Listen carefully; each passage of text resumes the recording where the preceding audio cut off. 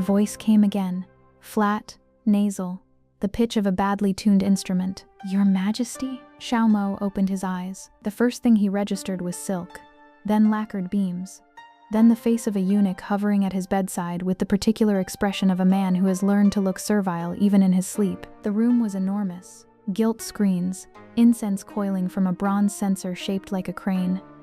Outside the latticed windows, morning light lay gray and reluctant across the courtyard stones. He had been here before, or rather, someone had been here before. The memories rose like water filling a vessel. The late emperor's death, the regency, the slow and systematic stripping of every power an emperor was supposed to hold. 4 ministers had been entrusted with the kingdom, 3 had been neutralized. The 4th, Jiang Qingyi, had swallowed the rest whole. Xiao Mo closed his eyes again and let the memory settle. An orphan, worked his way through school, got a job, walked along a national highway and was killed by a truck he never heard coming, and now this. He sat up. "Your Majesty," said Wei Shun, the eunuch, holding a medicine bowl with both hands as though it were a ritual offering. "It is time." The medicine was bitter. Xiao Mo drank it without expression. He was still setting down the bowl when a maid appeared at the threshold and bowed low. "Your Majesty, the Prime Minister has heard of Your Majesty's indisposition and has come to inquire after your health." "Of course he has. Show him in," Xiao Mo said, and swung his legs over the bed. He was halfway to standing when the doors opened, and Jiang Qingyi walked through them. The Prime Minister entered the palace with a sword on his hip. He always did. He probably slept with it. The bow he offered was technically correct, form without content, the hollow shell of deference. "This servant greets Your Majesty." Xiao Mo noted the sword, filed it away, smiled. "Prime Minister, there is truly no need for formality." He stepped forward and helped the man rise with both hands, as though Jiang Qingyi were a beloved elder rather than the person who had demolished every instrument of imperial power within arm's reach. "What brings you here?" "I heard Your Majesty had caught a chill. I came to see for myself." As he spoke, Jiang Qingyi's gaze swept the room. It settled, briefly, deliberately, on the palace maids standing along the wall. "Someone, drag these maids out. Execute them. If they cannot protect His Majesty from a chill, they are of no use." The screaming started immediately. 2 maids dropped to their knees. One pressed her forehead to the floor. The eunuchs who appeared were practiced in their efficiency. They moved through the room like a tide. Xiao Mo watched. "He knows about Wang Can," he thought. "This is theater. He is showing me what my world looks like when I displease him." He let 2 full breaths pass before he spoke. "Prime Minister." His tone carried a careful gentleness, the voice of a young man who has not yet learned to hide his softer impulses. "The late emperor always taught me to lead with compassion. These women have done nothing worthy of death. Dismiss them from service if you must, but—" Jiang Qingyi studied him. The silence lasted 3 seconds. "Very well." He waved a hand as though swatting an insect. 10 strokes each, then out. The maids were dragged away. Jiang Qingyi straightened the front of his robe. "Your Majesty must take care of his health. I will personally select suitable replacements. I will also choose a few of the better girls, women of character. Your Majesty is not as young as he once was. I am grateful for your trouble, Prime Minister." "Then I will take my leave." Eunuch Wei, "See the Prime Minister out," Xiao Mo said. When the doors closed, he lay back down. The ceiling stared at him. He stared back. "My entire life has been like walking on thin ice," he thought. "Will the first ever reach the other side?" The thought had barely formed before something shifted in his mind. A pressure, like a door opening in a room he had not known existed. A book materialized in his consciousness. Not a real book. Not quite. 3 characters floated on its cover, in a script he recognized but had never learned. Bai Shaik, 100 Generations book. The pages turned on their own. By using this book, the host can create a character and experience different lives. In each life, the host will be given different missions. Completing these missions will yield certain rewards. Use? Xiao Mo considered it for perhaps half a second. "Yes, please write the name of the character you wish to create," he thought. If he was going to inhabit another life, he might as well inhabit it as himself. Xiao Mo, Avatar Xiao Mo, has been created. A force like a held breath releasing. The book opened its mouth, and he fell in. He came to standing in front of a wooden cabin on a mountainside. The air tasted of pine and cold stone. Somewhere below, a city hummed with early morning commerce. He looked at his hands, young hands, calloused at the sword grip, wearing the robes of a minor sect elder. The book spoke again. Character background. You are the son of Shao Jing, Prince Jing of the Liang Kingdom. Your innate talent is average, or so your father led you to believe. When you were 8 years old, he knocked you unconscious and had a sword bone transplanted from a 4-year-old girl into your body. You were told you had awakened your own bone late. At 18, you are a nascent soul realm sword cultivator, the youngest in recorded history. And then 6 months ago, you found out the truth. You left the Shao mansion, severed ties with your clan, and joined the Longquan sword sect as an elder with no duties. You have been searching ever since for the girl whose bone you carry, wanting to find her, to compensate her for what was done in your name. Mission. The girl is named Jiang Qingyi. She is currently on Xuanwu Avenue in Blackwind City. Find her, bring her up the mountain, teach her your sword technique. Mission duration: 50 years. At the mission's conclusion, the higher Jiang Qingyi's realm, the richer your rewards. 50 years. Time ran 100 times faster inside the book than outside. By the time he woke in the real world, only a fraction of a day would have passed. He reached inside the cabin, took a long sword from the table, and started down the mountain. On Xuanwu Avenue, a vendor was already shouting himself hoarse over buns. Freshly steamed, still hot, Xiaomo was scanning the crowd. Not for adults, not for cultivators, but for someone small, when the theft happened. A short, ragged figure with cropped hair and a face so dirty its features were almost illegible, moving with the practiced sidestep of someone who had done this many times before. A cloth bundle, 3 buns, gone. You little, the vendor's roar cut through the morning.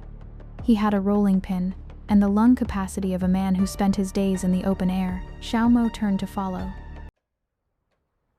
The alley dead-ended at a stone wall. The vendor arrived heaving, hands on his knees, rolling pin dangling. He glared at the small figure pressed against the wall. "Run, you're so good at running, go on, keep running." The child said nothing, just unwrapped the cloth and started eating. "Every bite counts," her eyes said. "Still eating?" The vendor's face darkened. He stepped forward, drew back the rolling pin. The child squeezed her eyes shut, pulled her knees to her chest. The blow never came. She opened one eye. A hand, young, steadier than expected, had caught the vendor's wrist at the apex of the swing and held it there, effortlessly. "What happened to her?" the young man asked, looking at the child the way a physician looks at a patient. Not with pity, but with assessment. "Who are you?" "This brat stole my buns, again, and I'm going to..." The young man released the wrist and produced a handful of silver coins. He set them in the vendor's hands without counting. "Is that enough?" The vendor blinked, weighed the silver with his palm, nodded twice, fast. "More than enough." He muttered something under his breath and backed out of the alley, gone. The child's eyes followed him, then tracked warily back to the young man now crouching in front of her. He was at eye level. He wasn't smiling in the way adults smiled when they wanted something. "Don't be afraid," he said. "I won't hurt you. What's your name?" She weighed this for a moment. Jiang Qingyi. "Good name." He tilted his head. "Come with me? Come with you? I'm looking for a disciple." He said it simply, without flourish. "I think you have potential. If you come with me, you eat every day. What do you think?" Jiang Qingyi looked at the half-eaten bun in her hand. It took her a while to look up again. When she did, her eyes were direct, older than her face. "I'll go." "Good," he nodded. "My name is Xiaomo. From today on, I am your master. Say it." She swallowed.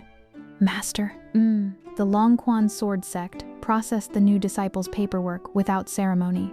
A token, a set of female robes, proper ones, not the outer disciple's coarse linen. By the time evening fell, Jiang Qingyi had bathed, changed, and stood in the courtyard of Lingshan Peak looking like a different person entirely. Xiaomo looked at her.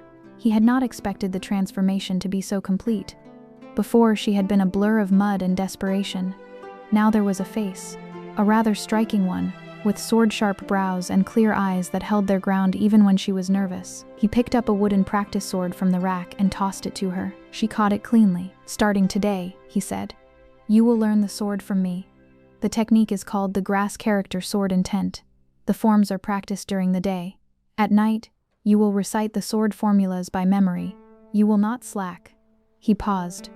"Do you understand?" She hugged the wooden sword against her chest with both arms. "Yes," Master, good. First form. Follow my lead. A month and a half passed. In that time, Jiang Qingyi had not broken through to the first layer of qi cultivation. She had not even reached the threshold. She never complained. She was up before Xiaomo every morning, and still practicing long after he had gone to bed. But her progress was glacially slow, the consequence of having had her sword bone extracted before her body had developed enough to compensate. The technique Xiaomo was teaching her required a root she no longer possessed. He was returning from town with wine one afternoon when he heard a cluster of outer disciples talking outside a tavern. That girl Elder Xiao dragged in. No root bone to speak of. A month and a half in and she still can't reach first layer. Poor Elder Xiao. He's wasted his time. Can't wait to see her get flattened at the new blood tournament. Xiaomo stopped walking. He turned. The large, ruddy-faced disciple who had been holding court noticed him and blinked. "Can I help you, fellow cultivator?" "Nothing much," Xiaomo said pleasantly. "I just don't appreciate the way you're talking about my disciple." He threw a kick. The big man left the ground. He finished the remaining 3 with the same economy and continued home, wine jug in hand, as if nothing of particular interest had occurred. He was coming up the final path to Lingqian Peak when he heard the sound. Wood cutting air, unevenly, but with stubborn regularity. She was still practicing. Under the moon. Alone, her movements were wrong in the technical sense. The weight distribution off, the extension incomplete, but each one carried something harder to teach. She committed to every stroke. No hesitation, no self-protection. "Cue me." She turned at the sound of his voice, wooden sword dropping to her side. "Master." Then quickly, "I couldn't sleep." He crossed the courtyard and placed a hand on her head. The crown of it barely reached his shoulder. "It's good to be hardworking, but you need rest. An incense stick's worth more than sleep." "I understand, Master. You should rest too." He turned to go. "Master!" He stopped. The sect's new blood tournament. Her voice came out quieter than usual. When he turned around, her eyes held something that had not been there before. Not confidence exactly, but its determined precursor. "I will not let you down, Master." He looked at her for a moment, then he smiled. "Good." He found the heaven continuing technique in the library pavilion 3 weeks later. Tucked between 2 texts on spiritual meridian rehabilitation, he almost missed it. The cover was water damaged. The title faded to a whisper. He read it in one sitting, then sat with his hands folded and considered the price. The technique offered rebirth from destruction, the restoration of a root structure that had been damaged or forcibly removed. For most practitioners, the cost was prohibitive. It consumed the practitioner's own life origin.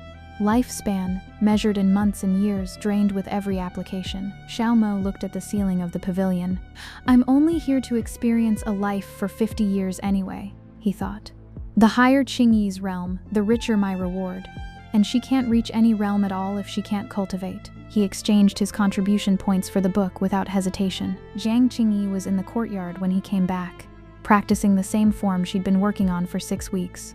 She stopped the moment she heard his footsteps and ran over, eyes bright. "Master," he held up the books and herbs he was carrying.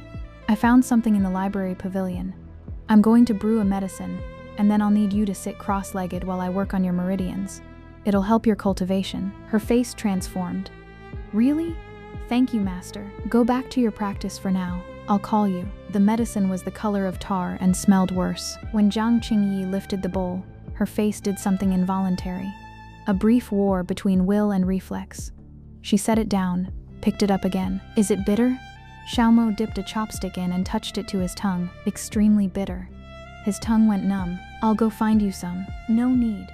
She took the bowl back, lifted it, drank. She gagged twice, swallowed both times. Her knuckles were white around the ceramic. At the end of it, she wiped her mouth with the back of her hand and held the empty bowl out to him. Her smile was brilliant and entirely unconvincing as a performance of comfort. "Master, Qingyi finished it." He looked at her, 14 years old, holding an empty medicine bowl like a trophy, smiling through the worst taste she had probably ever experienced in her short and difficult life. Something tightened in his chest that he did not immediately have a name for. "She's afraid," he realized. "Afraid that if she doesn't progress, I'll send her away.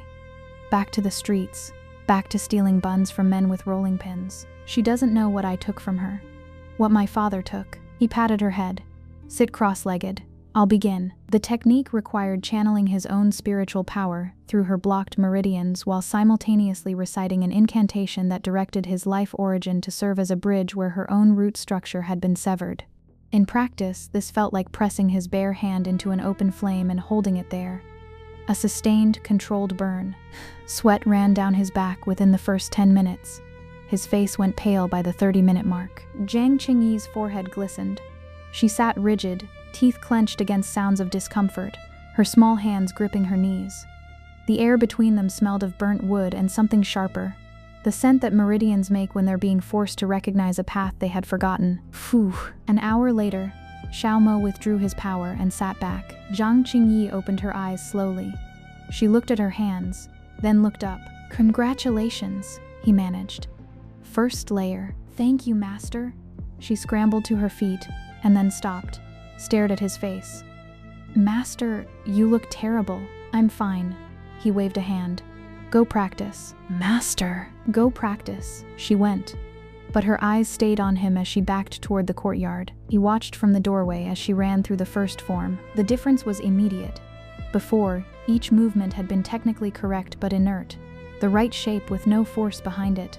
Now, the sword cut through the air rather than displacing it. Each extension carried intent. She executed the final thrust of the first form. A falling leaf, one of the yellow ones from the elm overhanging the courtyard wall, split cleanly in two. The tip of her wooden sword drove a hole through the bark of the tree behind it. Xiaomo walked out and patted her head. "You truly didn't disappoint me." Jiang Qingyi hugged her wooden sword and looked up at him. "It's all because of you, Master. I will make sure this effort is not wasted." He was about to respond when a streak of light crossed the sky. Then another. Then a dozen. White trails burning across the dark vault of the evening, arcing from east to west. Jiang Qingyi's head snapped up. "Master, what is that?" "It's so beautiful." "Shooting stars," he said. "Make a wish, Qingyi." "A wish?" She tilted her head. "In my hometown, there's a saying. If you wish on a shooting star, your wish comes true." Her eyes went wide. She clasped her hands together immediately, eyes shut tight, lips moving without sound. A minute passed. 2. She opened her eyes and looked at him sideways. "Did Master make a wish too?" "I did." "What was it?" "What was yours?" he asked. Qingyi wished for Master's wish to come true. He went still for a moment. Then he laughed. A short, quiet sound, surprised out of him. "My wish is for Qingyi to become a truly great sword immortal in 50 years. "Eh?" She blinked. Then she grabbed the hem of his sleeve.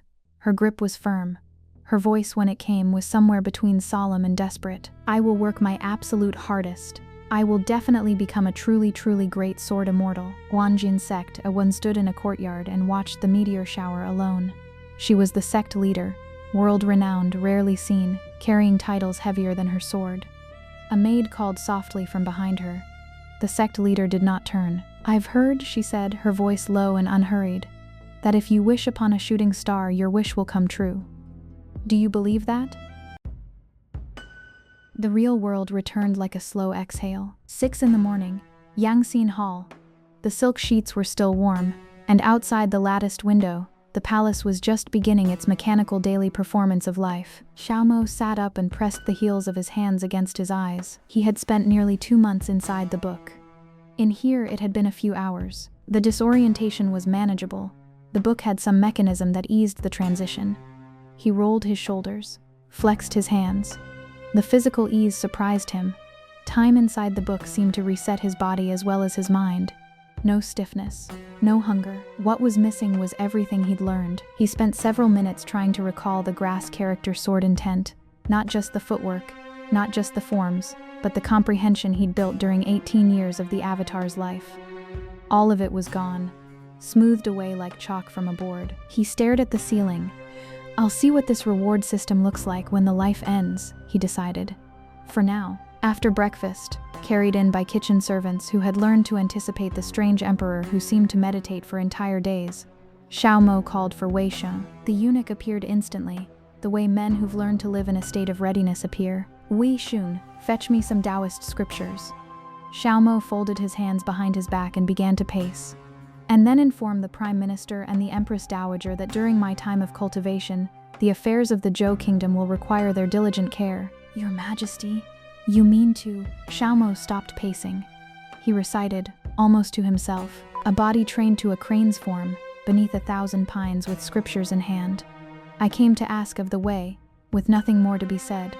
For the clouds are in the azure sky, and the water is in the bottle. He turned and looked at Wei Shun. From this day forward, I pursue cultivation. The poem reached Yan Shanao within the hour. He read it twice, then a third time, nodding to himself the way a man nods when he finds that reality has exceeded his expectations. His Majesty truly has literary talent, he said. Wei Shun, kneeling before him in Lingxin Palace, said nothing. Across the room, Empress Dowager Yan reclined on a soft couch while a maid worked at the tension in her shoulders.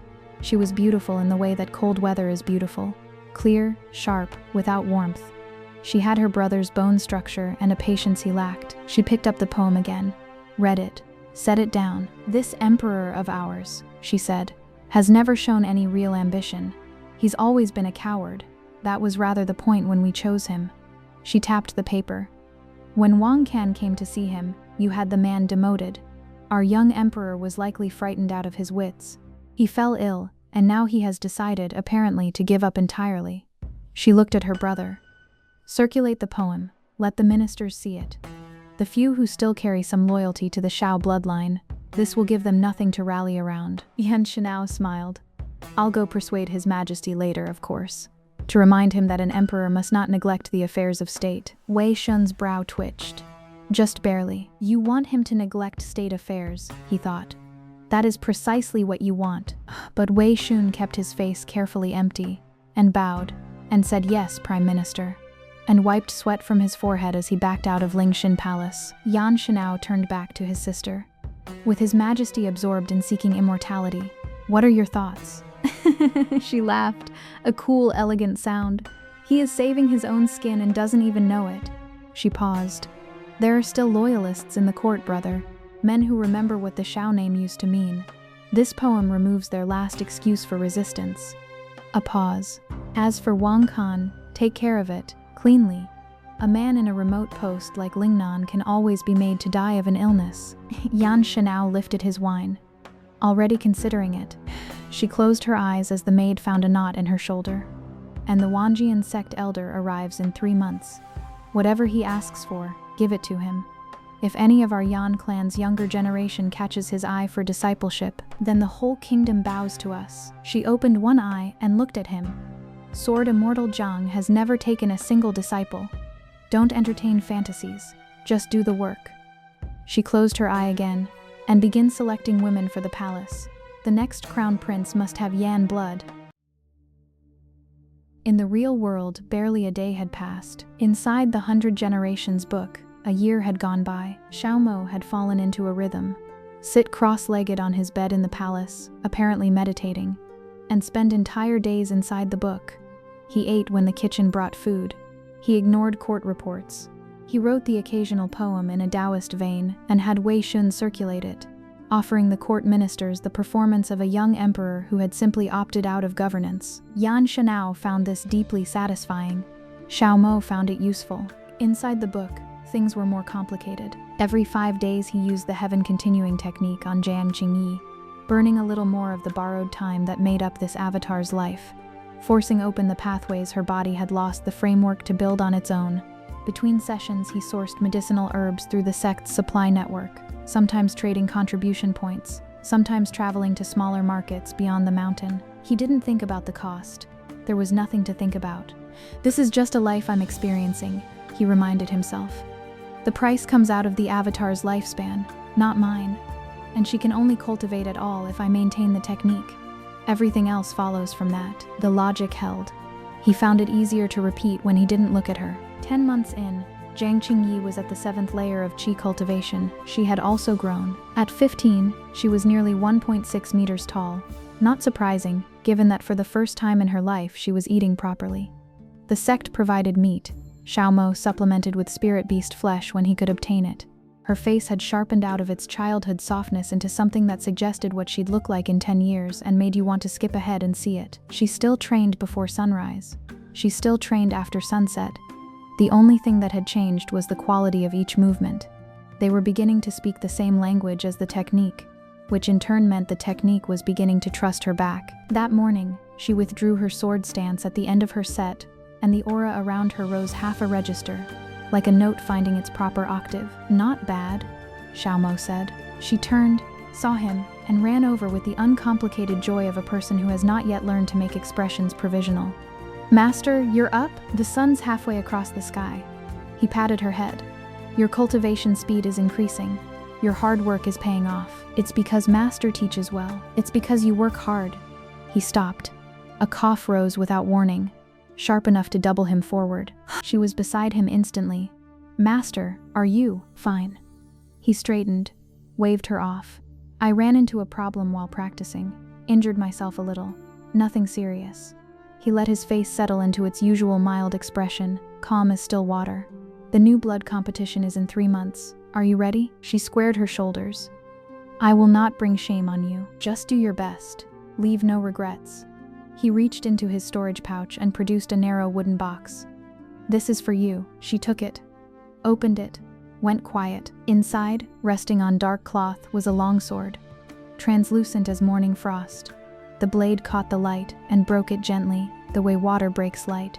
Not sharply, but with a kind of soft persistence. A lotus pattern had been engraved along the fuller, delicate as silverwork. "Its name is Profound Frost," he said. "A 4th grade magical artifact. Not particularly powerful, but it suits you." Jiang Qingyi stared at it. Then she clutched the box to her chest with both arms. "I love it.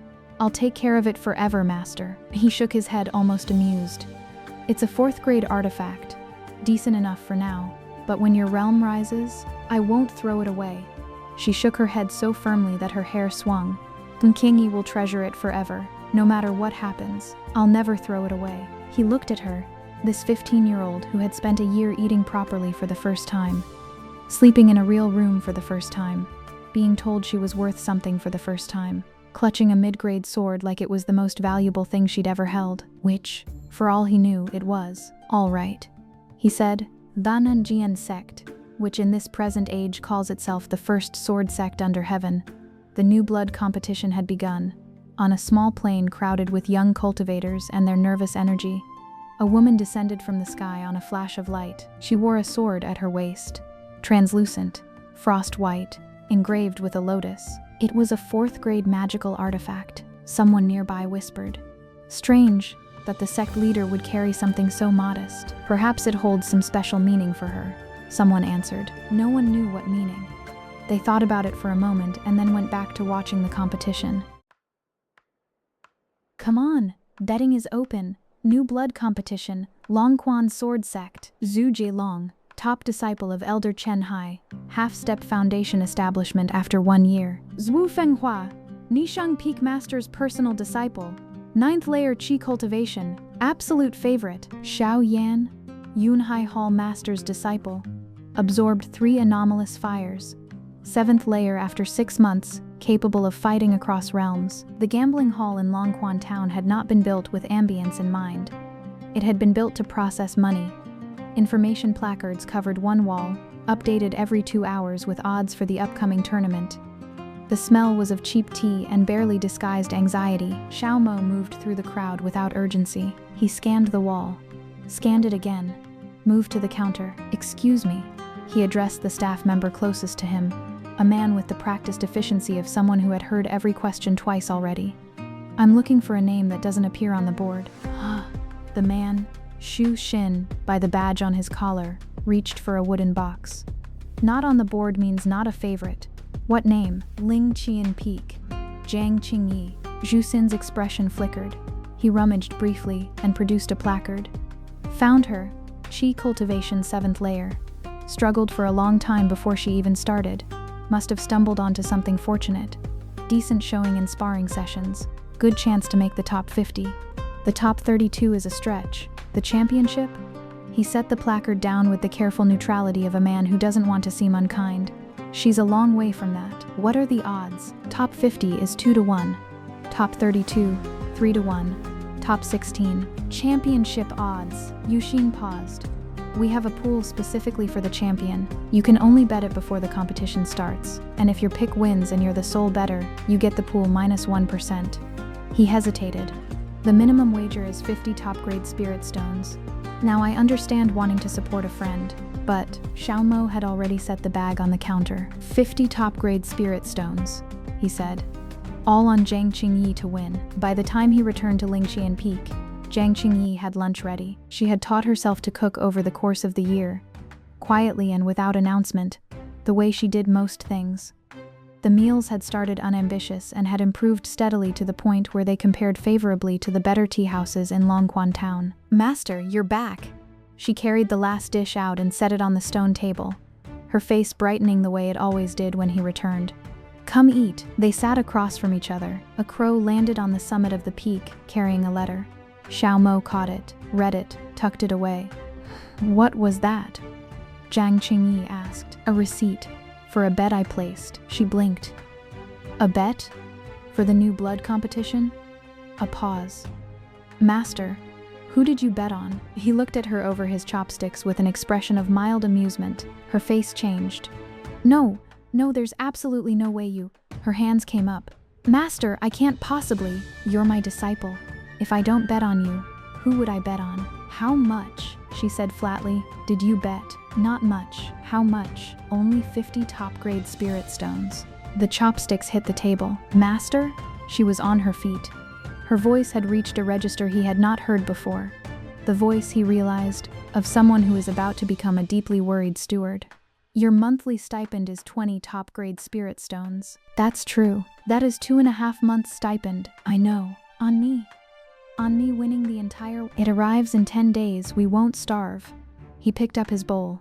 "When the competition starts, I'm also planning to bet another half-month stipend across the other pools." The sound she made was a cross between a sigh and a small, contained scream. "Master." She pressed both hands to her face. "You really cannot bet any more money." He ate his rice. Outside, a bird sang. "Master," she said again, in a tone that suggested she was reconsidering certain life decisions. When his stipend arrived, Jiang Qingyi confiscated it. She held the pouch with both hands and looked at him with the expression of someone who has made a decision and intends to maintain it under duress. "Master," she said. "No." He reached for it. She stepped back. "It's wonderful that he believes in me," she thought. "But he's going to bankrupt himself on a match I might not even make the top 8. She had already made up her mind. Whatever happened in the tournament, she would fight with everything she had, every breath of every round, until she physically couldn't continue. And she would do it for the money, because her master's faith in her was one thing and his empty wallet was another, and she was not going to be the reason for the second. The tournament grounds occupied a broad plain, divided into dueling arrays by layered barrier formations. Each formation hummed faintly, a sound like bees heard through walls. Jiang Qingyi drew Group A. Her first opponent was at the 6th layer. She was at the 7th. The match was not close. The second round was harder. A sword formation hall disciple, same realm as her, carrying a large sword box that rattled with multiple blades. He set up his array with methodical competence, and she spent the better part of the match inside it, unable to build momentum, fighting a formation rather than a person. She won by a margin thin as paper. Medical cultivators from the hall treated her cuts before the dust settled. By the end of the second day, she had made the top 100. Xiaomo watched her from the stands through the afternoon. She was visibly tired by the 3rd round. Still technically sound, still committed, but the reserves were shallower. The sword intent came a beat slower, the footwork a half step wider than it should be. Top 50, he thought. Maybe top 32 if she's lucky. That's a good result for her first tournament, more than most people expected. He was already composing the consolation dinner in his head. Over dinner that evening, he started to say it. "Don't worry, Qingyi. Top 100 in the new blood tournament." "Master." Her voice was quiet, serious. Her hands were clasped on the table in front of her. "It's not good enough."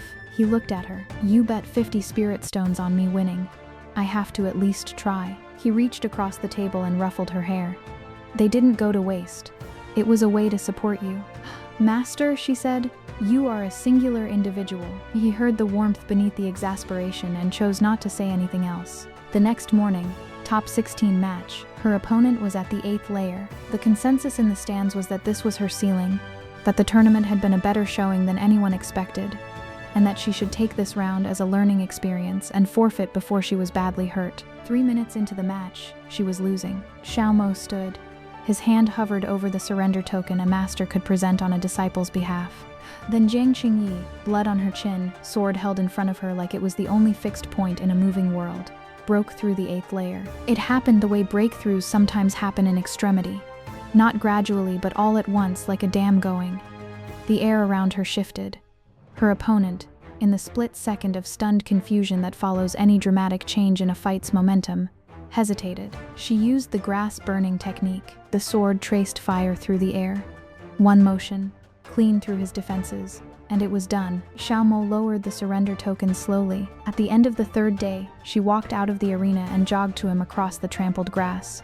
Chin up, blood still drying at the corner of her mouth. "Master!" She bounced on her toes. "Top 16! Impressive," he said, and reached out to wipe the blood from her face with his thumb. She went still under the touch, then resumed her bright expression. "But Qingyi, I want you to forfeit." "What? Your injuries are too severe. You've proven yourself. I'm satisfied." "Master." Qingyi, her jaw set. She lowered her chin, and for a moment she was so still that he thought he'd won. Then she raised her eyes to his, that direct, disconcerting gaze that had not changed at all from the day in the alley, and said, simply, "I want to keep competing. Wan Jie." The sect leader received a letter from Tianji City. Her attendant Qye watched her read it, watched her face do something it never did. The sect leader looked up at the stars, and something moved in her expression that had not moved in a very long time. "Finally," she said quietly, "I'm going to find you." She touched the profound frost sword at her waist. "I told you," she said, to no one visible. "You can't escape." Reached the Qi cultivation 9th layer in the semi-finals? Have you ever seen anything like that? She couldn't even enter Qi cultivation when she arrived. And now, Elder Xiao has a good eye. This is something. Xiaomo sat in the stands and felt like a man who has watched so many unexpected things happen in quick succession that he has temporarily lost the ability to be surprised. She's the protagonist, he thought, not for the first time. Every time she's about to lose, something happens. A breakthrough, a comprehension. She got the 9th layer in the middle of a semi-final. He had seen this pattern in stories, the cultivator whose potential only fully activates under pressure, who saves their best for when they have no other options. He had assumed, until this tournament, that it was a fictional convention. Apparently not. If she's the protagonist, he reflected, then I'm very clearly the supporting character. Which is fine. Supporting characters in these stories tend to survive, and at least the protagonist's plot armor is keeping her alive. The finals? Jiang Qingyi of Lingqin Peak versus Xiao Yan of Yunhai Hall. She walked to the center array. At the threshold, she turned and found him in the crowd. He was not hard to find, being the only person in the stands looking at her rather than at the field, and smiled. He mouthed 3 words, "Don't push yourself." She stepped inside. Xiao Yan was everything his reputation promised. He moved through the match like a force of nature that had learned to take human form. 3 anomalous fires meant 3 different flavors of destruction, each with its own properties, and he deployed them in shifting combinations that left no predictable pattern. His cultivation was half-step foundation establishment, technically beyond the tournament's expected ceiling, a consequence of absorbing fires rather than cultivating through conventional methods. Jiang Qingyi ran. She ran very well. She was faster than he expected, nimbler than her power level suggested, and she had a body movement technique that created ghost images in the air, brief, convincing flickers that compressed his attack angles. In close combat, the angles of her strikes were consistently unexpected, choosing the geometry he wasn't watching, rather than the most direct line. In the stands, Xiaomo watched the elder deacons' faces and read what he knew. They could see what most of the crowd could not. Xiao Yan was loading a technique, something enormous. He had been bleeding small amounts of power through every exchange, feeding it somewhere. On the field, 9 sword lotuses bloomed at Xiao Yan's feet. "Surrender," he said, "or when this finishes, you won't be able to." Jiang Qingyi got to her feet, pulled her profound frost sword from the dirt. "Bring it on." The first sword lotus shattered. The force of it was enough to drive her back 3 meters. The second drove her to 1 knee. By the 9th, she was kneeling on both, bleeding from multiple points, unable to stand. Her hand still held the sword. The blade was pressed to the ground, and she was using it as a brace. Xiaomo was already moving. The surrender token was in his fist. Qingyi. Surrender. The final sword lotus was the largest. Xiao Yan's sword shi, spiritual power, and 3 anomalous fires had been building toward it through the entire match. When it shattered, the shockwave would likely break bones. Jiang Qingyi did not look at him. She looked at the sword lotus, and she remembered. Fragments, in her blood and her body, not in her mind. A cabinet, a crack in a door, a stone path running red. A 2-year-old boy who had just learned to say her name. I cannot let Master down. Master is my everything. Oh. She forced herself upright. The profound frost sword in her hand began to sing. 9 waves of sword intent moved outward from her like ripples. The deacons in the stands went very still. One of the outer disciples nearest Xiaomo inhaled sharply. The 9-leaf sword? Someone murmured. 4th form of the grass character sword intent. How does she know the final sword lotus burst? The explosion blasted a cloud of dust and stone fragments 10 meters high. For a moment, no one could see anything. The entire plane held its breath. Xiaomo dropped into the array before the dust settled. He swept it away with a gesture. On one side, Xiao Yan, lying flat, deeply unconscious. On the other, Jiang Qingyi, still standing. Barely. The kind of barely that is held together by something other than muscle. Qingyi. She turned at his voice. She gave him a smile that started out confident and finished exhausted. Then she tilted forward. He crossed the distance in 3 steps and caught her. Master?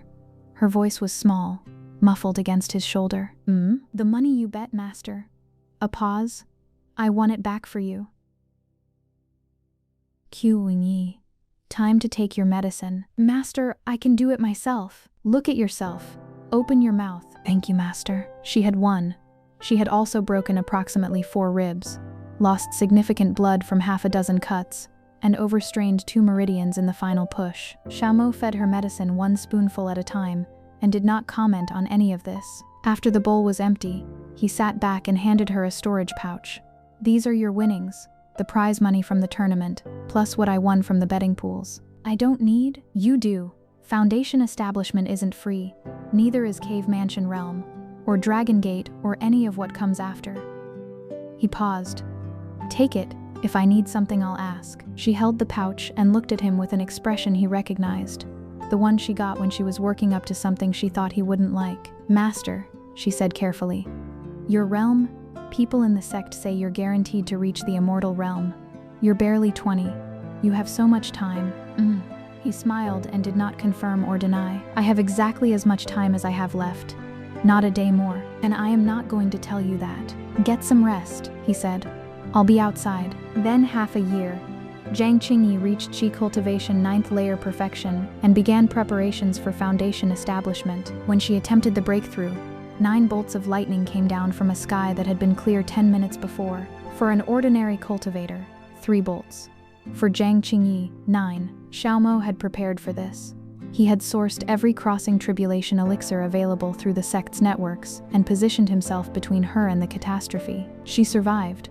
She emerged from the tribulation at foundation establishment. Xiaomo, standing in rain that smelled of ozone and burned silk, noted that his lifespan estimate had just gotten shorter. He adjusted his plans accordingly. 2 years into foundation establishment, the sect assigned her an external mission. Xiaomo followed in secret, at a distance that kept him invisible but not out of range. He did not interfere.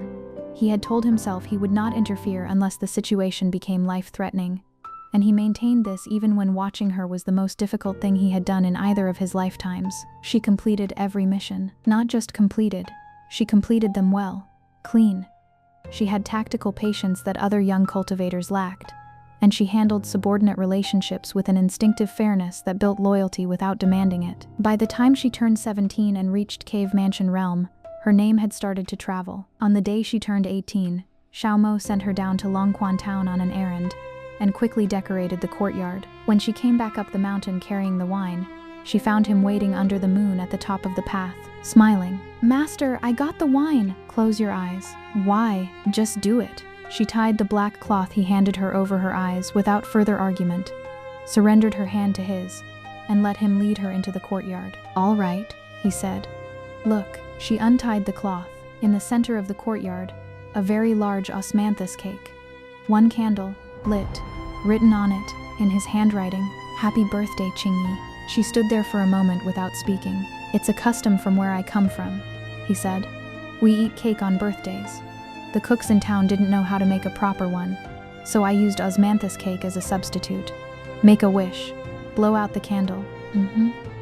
She closed her eyes, clasped her hands, stood quietly for several breaths. Then she blew out the candle and turned around, eyes curved with satisfaction. "Does Master want to know what I wished for? Was it the Golden Core realm? No. Grilled fish from the drunken Immortal Tower every day? No. Then, I'm not telling you, Master." He stared at her. She grinned. The forzidan enido, verbasanime, becase, and anulnenes kaim, veritin, sanaimes and heneni ibenidalad of ulkul. She looked at the candle smoke still rising into the dark. Her expression went quiet for a moment. The specific quiet that lives just under a deeper feeling. "Master?" "Thank you." He reached out and patted her head. "I am your master, after all." 10 years inside the book, Jiang Qingyi, who had arrived on Lingqian Peak as a malnourished 14-year-old who couldn't enter the first realm of cultivation, was now at the Golden Core realm. 14 years from Qi cultivation first layer to Golden Core was first-rate talent anywhere in the cultivation world. It was, in fact, extraordinary.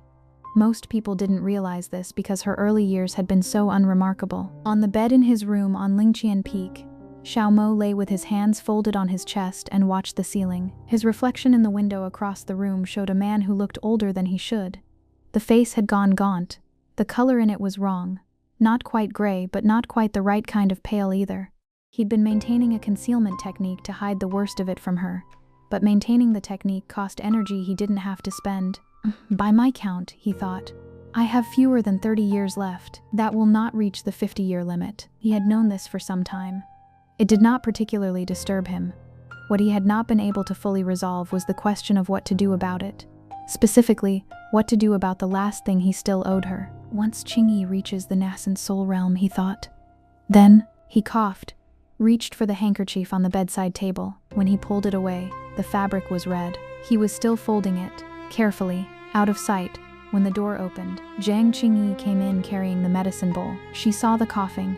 She saw the handkerchief, even though he moved it before she reached the bed. She set the bowl down on the table, knelt beside the bed, looked at him with eyes that held, very carefully, nothing at all. Master, let me feed you. I have hands? After the tournament, she said.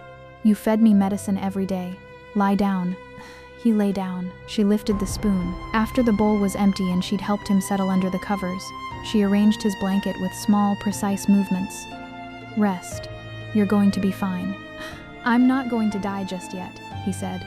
I haven't even seen you find a suitable partner. Master? A reproachful look. Don't joke about things like that. I have no need for a partner. She stood, picked up the bowl, and walked out. The moment the door was fully closed, she put the bowl down on the stone table in the courtyard. Stood there for 3 breaths.